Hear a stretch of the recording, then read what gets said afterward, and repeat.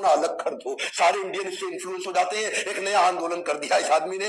ये 64 दिन के अन्न जल त्याग पे चले गए, कहते हैं मरण अनशन, अब कुछ नहीं खाऊंगा मैं। अच्छा, अंग्रेज शुरू में इनको इग्नोर करते थे, अब 2 दिन 4 दिन 5 दिन 64 दिन तक नहीं खाए। क्रांतिकारी यतीन्द्र दास उस समय शहीद हो गए, क्योंकि इतना कमजोर भगत सिंह का वजन रोज कम होता जा रहा था। अंग्रेज घबरा रहे थे, लेकिन ये असल में क्या है ना, इनको अच्छा उसके बाद भी हंसते थे, डर लगता नहीं इनको, इनके चेहरे पे हमेशा मुस्कुराहट होती थी। इनकलाब जिंदाबाद, इनकलाब जिंदाबाद। घबरा गए, ये क्या बोले, कहते मेरे सीने में जो जख्म है वो तो फूल के गुच्छे हैं, हमें पागल रहने दो, हम पागल ही अच्छे हैं। अंग्रेजों को घुटने टेकने पड़े, हार मान गई इनकी। उन दिनों ये कई लेख भी लिखते थे, इनका क्या कहते थे, अंदर भी आंदोलन चलाऊंगा और लिख लिख के बाहर भी आंदोलन चलाऊंगा। इन्होंने एक इंस्ट्रक्शन दी थी, जेल में मुझसे कोई मिलने आएगा तो नई किताब लेके आएगा, कभी बॉल्शेविक रेवोल्यूशन की किताब लाएगा, फ्रेंच रेवोल्यूशन की किताब लाएगा, लेनिन की लाएगा या मार्क्स की किताब लाएगा। उन दिनों ये सोशलिस्ट रिफॉर्मर हो गए थे, ये पहले सोशलिस्ट लीडर थे हमारे कंट्री के।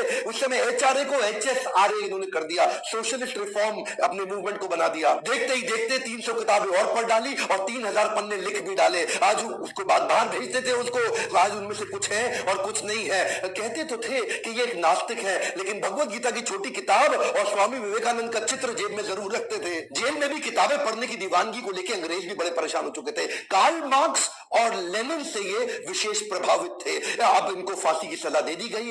ये क्या कहते थे, मैं एक ऐसा पागल हूं जो जेल में भी आजाद हूं। जब इनको इनसे पूछा गया तुम्हारी आखिरी ख्वाहिश क्या है, कहते हैं मैं लेनिन की बायोग्राफी पूरी पढ़ना चाहता हूं, लेनिन की बायोग्राफी पढ़ के ही मरूंगा। जब इनको बुलाया जाने वाला था ना, उस दिन जिस दिन इनको फांसी देनी थी, तो ये क्या बोले, ठहरो अभी, देखते नहीं एक क्रांतिकारी दूसरे क्रांतिकारी से मिल रहा है। और लेनिन की किताब के आखिरी पन्ने पढ़ के ही उठे। 24 मार्च की तारीख मुकर्रर की गई इनकी फांसी के लिए। और जैसे जैसे फांसी के दिन नजदीक आने लगे, किसी को पता लगे ना कि उसकी मौत का समय आने वाला है, उसकी घबराहट बढ़ जाती है, उसकी और टेंशन, उसका आधा वजन वैसे ही खत्म हो जाता। लेकिन ब्रिटिश हुकूमत परेशान थी कि ये और खुश कैसे हो रहे, अरे ये इतने निडर, ये एक्साइटेड है। देश भर में इस तारीख की खबर फैलने से ब्रिटिश सरकार पे प्रेशर बन रहा था कि भाई ऐसा ना हो इनकी फांसी के दिन 24 मार्च यहां बड़ा दंगा हो जाए, ऐसा ना हो कि यहां आग ही लगा दी जाए, बहुत भीड़ आने वाली थी। ये पहली बार ऐसा हुआ कि फांसी का समय जो सुबह का होता है, केवल इन तीनों के चक्कर में 23 मार्च को अचानक आनंद फानंद में इनको रात को बुला लिया गया कि तुम्हें फांसी दी जाएगी। इन्होंने प्रेम से मुस्कुराते हुए बोला, सर पे कपड़ा मत बांधना और हमारे हाथ मत बांधना।